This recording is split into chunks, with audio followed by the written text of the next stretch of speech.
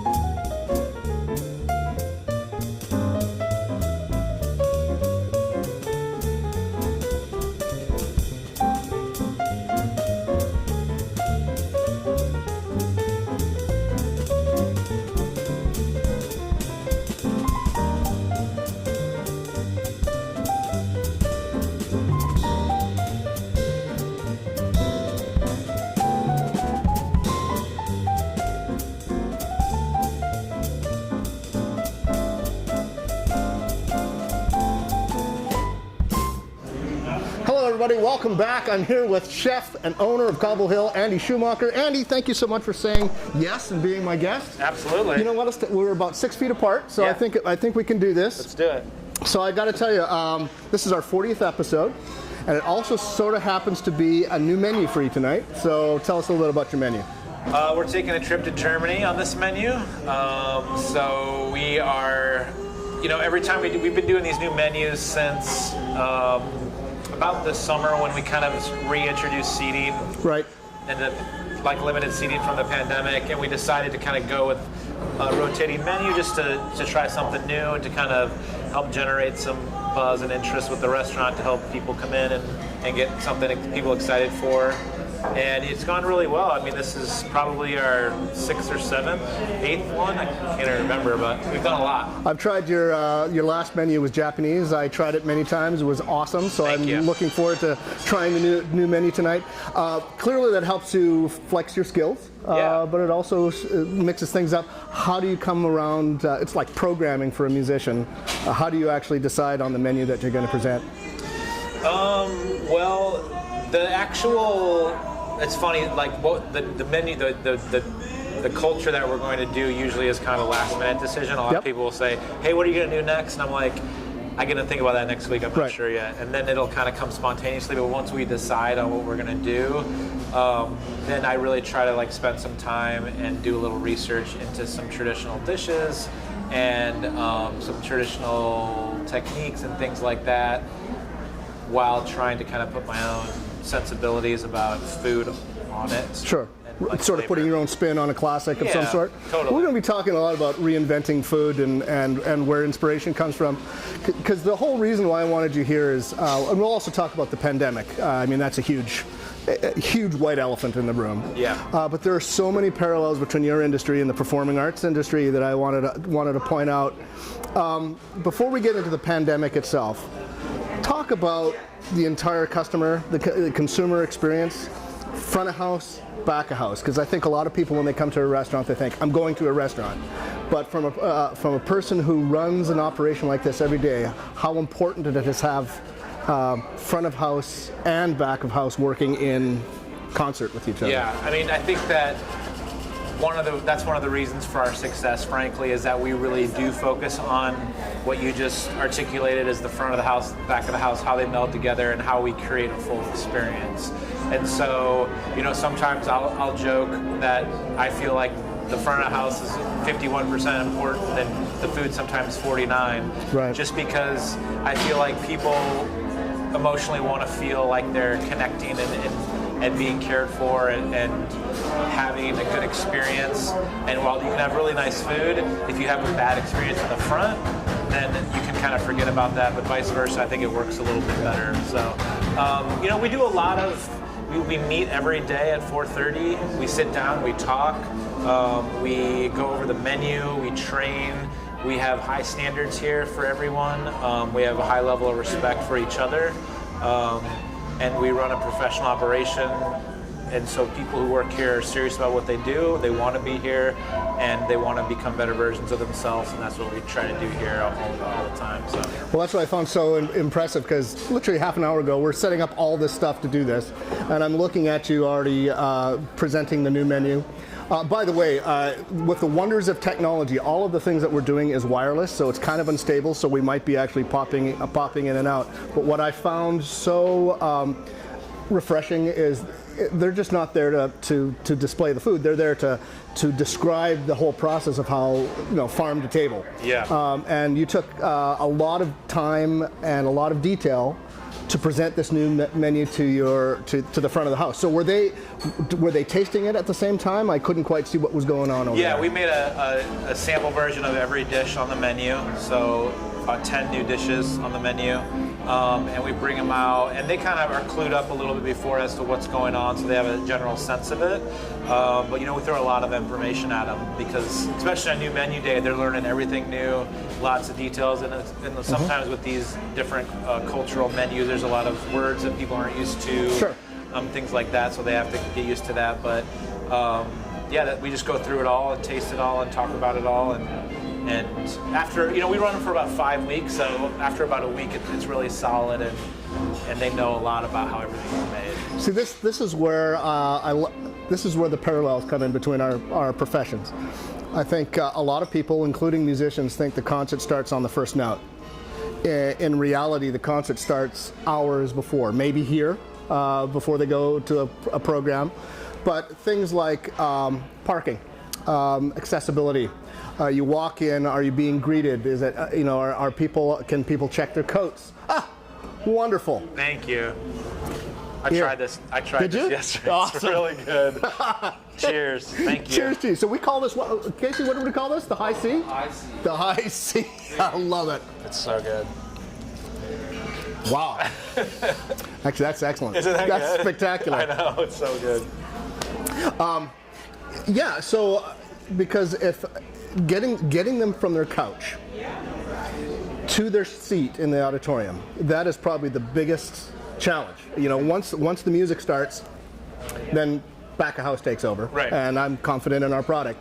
But people will always make up their mind even before the first note has been struck. So that's why I was very curious about your process. Now you're saying that as you present a new menu, after a couple weeks, the menu changes, or at least you tweak it, or, for example, we rehearse before we present, but you present, and then you also improve after a couple weeks. Yeah. So we will do, sometimes it's funny, the first time that the whole dish is put together on one plate, maybe the day that we're presenting it, but, in my mind, from like a creative standpoint and an experience standpoint, I have a pretty good roadmap sense of what I kind of want it to be like. Yep. That being said, sometimes we'll get stuff and we'll say, this isn't working out really well, or like, let's do this a little differently. And so we give ourselves the fluidity to say, this has to improve, and we need to change this. And I think that like we try to keep that mentality always to say, how can we do things better? Right. So I'm going to go onto our chat line and see what's going on here, see what people have to say. Oh, wow. A lot of people. Susan Anderson's drinking martinis tonight. Always a great choice. Let's see here. Kathy Varney. By the way, Kathy, how did that steak go? I ran into her in New Pine. She was about to grill now that the temperature's changed. She's drinking a Sauvignon Blanc. Red wine tonight. A lot of wine drinkers tonight. Jeanette Welch. She's a fan of yours. Cobble Hill makes great cocktails. Indeed they do. Ann Lawrence says, shout out to Casey, cocktail craftsman extraordinaire. Casey, you've got a fan. Ann Lawrence, she's stalking you. Yeah, there she is. Blaine Cunningham, always love the theme music. Yeah, right. We do apologize for the feed cutting in and out. That's just one of the occupational hazards of doing this remotely. Let's see here. Judy Cheney, she's Cedar Ridge bourbon, cherry juice, and ginger beer. Excellent. Ben Dillon. Ben Dillon asked where tonight's cocktail is going to be posted. I'll get that. Hey, Bailey, can you make sure that the recipe for the cocktail gets posted? Okay. Let's see. What's going on? I think that's it. Even Ann Lawrence says she needs a high C. She's a singer as well as an expert drinker. So people are enthused about this. So let's talk about the pandemic, because I often sort of joke in the last 6 months has been kind of a pity party for orchestras and the performing arts, and I sort of joke by saying, hey, it could be worse. We could be running our own restaurant. And one of the reasons is that, at least in the nonprofit world, we can solicit support from the broad community. You have to operate as a business. So take us back to about a year ago. It's almost to the day. Jeez. When you knew that some things had to change. Put your mindset back in there. Did you panic at first? At first I think it was a little bit of shock for me and for Carrie, because I think it happened quite suddenly. It did, yeah. And we kind of decided, I think, even before it was mandated that we needed to like shut our doors because of everything that was happening. Some other states and everything was kind of happening, and it just came to a screeching halt. Right. And it was really strange. And I think that we immediately kind of went into like, what's our next move, and how do we try to adapt, and like what can we do differently, and how can we try to generate some revenue and those kind of things. So what were the things that you started that didn't work, and some of the things you changed that did work for you? Well, we started doing takeout right away. I remember that. Yeah. And we started with doing kind of some like hot takeout. Right. And it worked okay, but then we decided that it was still providing an opportunity for staff to be around each other a little bit too much at that point than what we were comfortable with. And so then we scaled it back even further, and we started doing just like cold takeout in a way that we were operating with like two people, period. One or two cooks who would kind of rotate shifts. They had everything ready, and then the orders would come in, they'd be leave, and then the front house would come in and grab them out of the cooler and bring them out. And so there was minimal overlap of people because we were trying to be cautious. And so we did that for a while, and then once summer kind of hit and we were able to use our patio and able to do some outdoor dining, that's kind of when we eased back into like the menus. That's one thing when you can actually eat outdoors. The summer was was a bit of a reprieve. Yep. But, you know, things like snow happen in Iowa. So, Yep. I mean, that was only a 2-month reprieve, really. Yeah. And so did you have to scale the staff up and down, or did you just sort of keep a low staffing level and then gradually build up to today? Yeah, that's been a little bit of a challenge because frankly, I was surprised at how busy we were after Christmas. I was anticipating January and February to be kind of slow. Right. And people have been really eager to get out. Right. So we have been doing obviously the distancing in the restaurant. But in terms of staffing, you know, it's been kind of just an ebb and flow. And we've had some staff that have been really flexible and understanding. And then we've also done some of the PPP programs that have helped out tremendously for us. Tremendously. Actually, that's exactly the next question I was going to ask. Not only Triple P, but have you been watching the latest glued to the next American Recovery Act? Yeah. Exactly. So what does that mean for you? From what I understand, they have a section of it that is dedicated just to restaurant grants.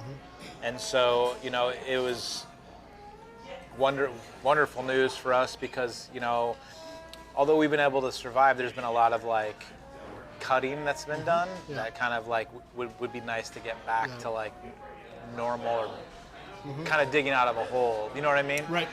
So I think that opportunity is going to be good. The second round of PPP has been really good. And I feel optimistic about this year. Right. And I can kind of feel and sense the sentiment shift. And I use the barometer of just the activity in here because I feel like that's a fairly good statistical swab of how people are feeling. You know, because I see people in here who would not feel comfortable in here at all back in April and May and June. Yep. And so I feel like in general people are starting to feel a little bit more comfortable. And I find hope in that. It's good. What about staff attrition? One thing that keeps me awake at night, my musicians haven't played for a year. Some have moved on to other work. And even when that time comes together, I mean, we were, you know, being a well-oiled machine that, you know, hasn't had a chance to run for a year, it's gonna take a while to get into that, to get that mojo back. So staffing, ebbing and flowing has been a challenge. Yeah. What about retention? How's that been for you? It's been pretty good. I mean, we've had one thing that we're really fortunate with here is that since the culture of our businesses are really strong, all of our employees have a very strong vested interest in what we do and what our philosophy and our ideals are. And so, you know, everyone's been really good about kind of taking this in stride and have made the choice to stay with us. So that's been very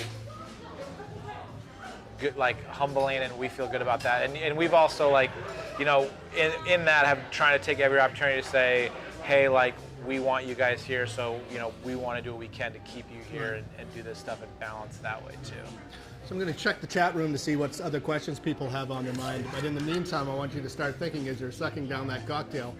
I have to work tonight. Oh, I know. Well, the thing is, I always laugh. You know, the more they drink, the better we sound. The more we drink, the smarter we become. Yes. But I want you to think about the future, because you can feel the momentum that, you know, things are about to change and things are, I think, are going to bust wide open. Yeah. What are the lessons that you learned in the pandemic and the things that you've changed in terms of your business model that you'll keep when things become quote unquote normal? Let's check out what's going on here.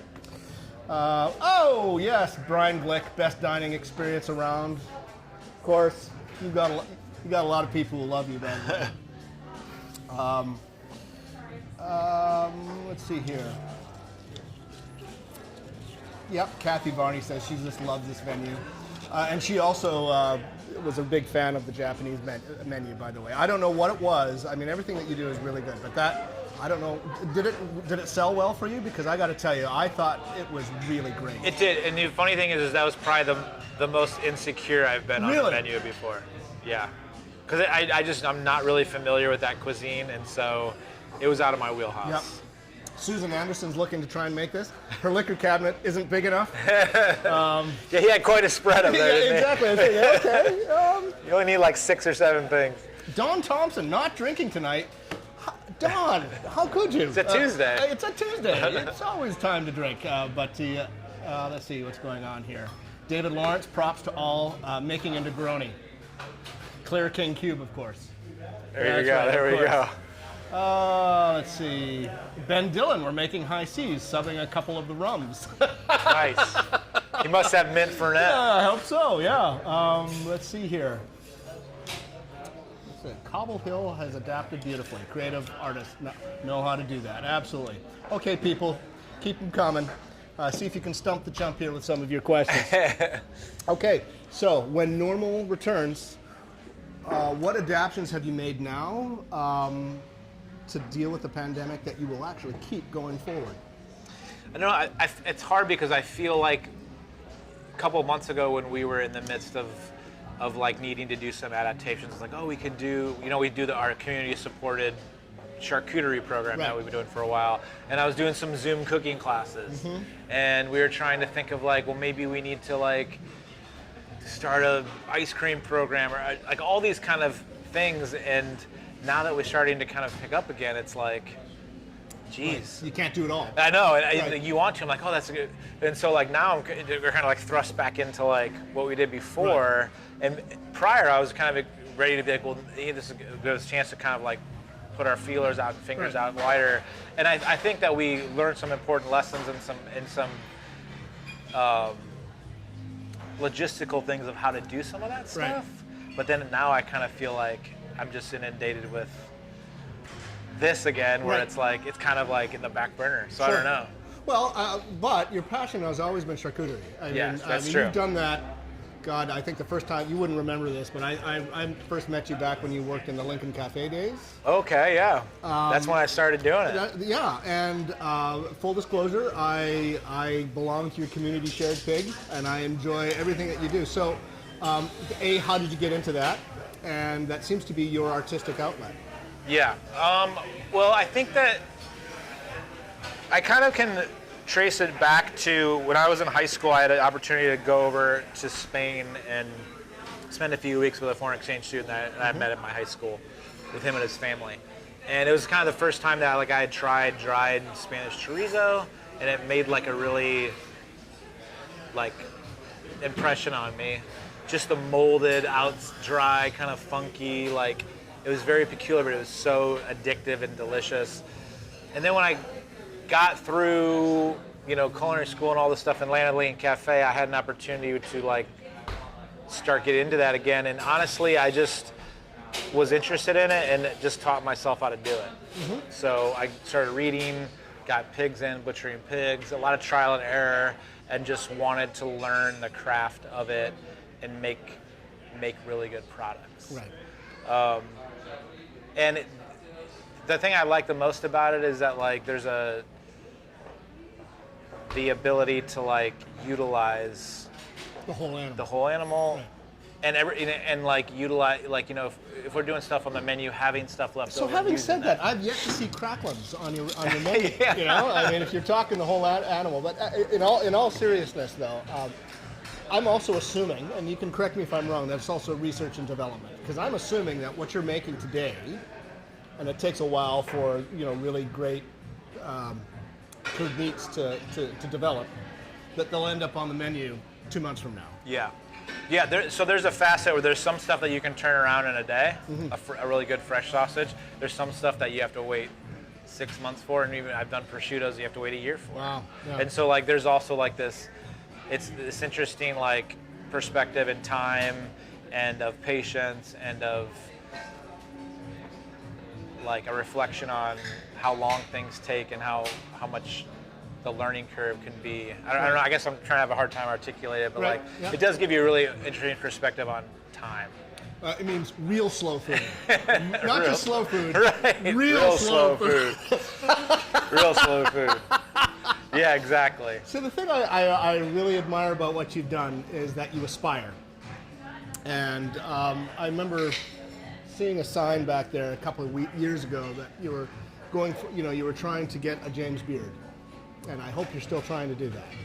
I have no idea what's involved with that. But I also know I've been flipping the channels, and every once in a while I see you on reruns of Guys Groceries. Yeah. Okay. You know, to put yourself out there like that. So, A, how did that happen? And, you know, I mean, for those of you who don't watch Food Network, I mean, sometimes they make you do ridiculous things like, here's some sardines, some foie gras, make a dessert. Right, you know, yeah. I mean, okay. Blah. Exactly. So, you know, how did that happen? How did I come to be on that? Yeah. Okay. Yeah. So initially, I actually met Guy. So back in 2005, I was on a different Food Network show called the Next Food Network Star. Okay. And it was like this show that they were looking for, like, oh, get your own show on the Food Network, whatever, right? And I was picked to be on that show. Guy was also picked to be on that show.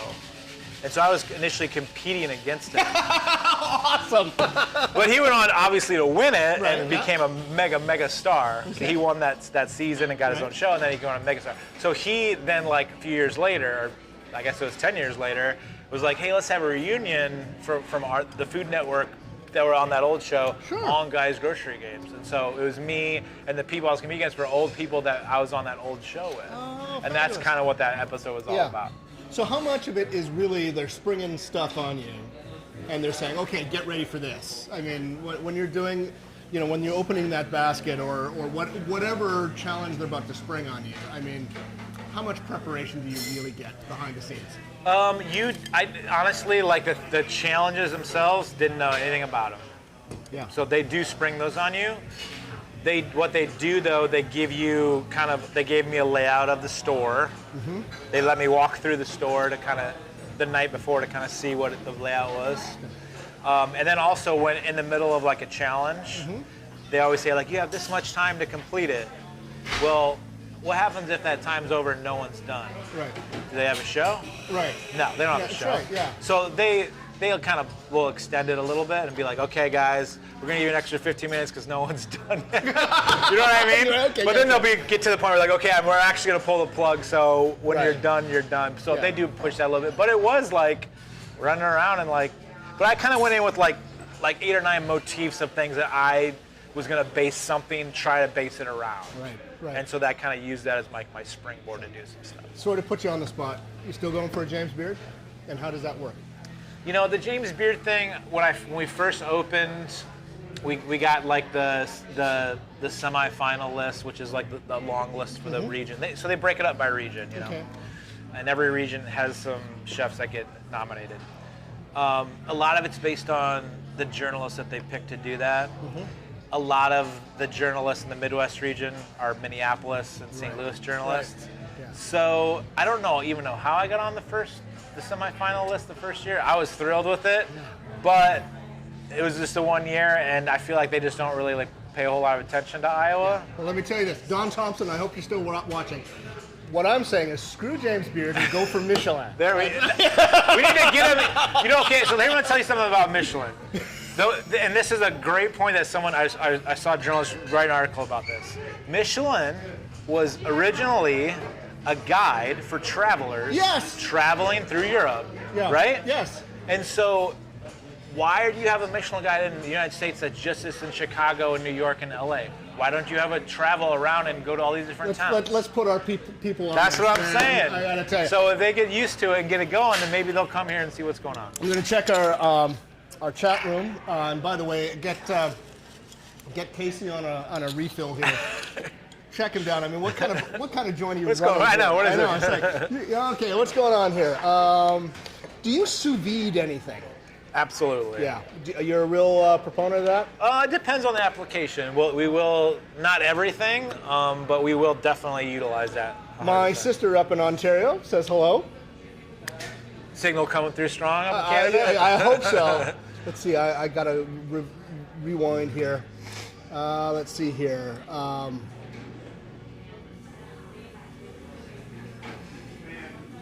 Anne Lawrence, Cobble Hill is adapted beautifully, absolutely. Anne Lawrence also says, "Keep outdoor dining, please." We will. You've got an empty lot beside you. Yeah. Okay, so how does that work? Does the city charge rent? I mean, or do they say, "Hey, just use the spot"? That lot belongs to United Fire. They bought it, and the city agreed to let them turn into a parking lot.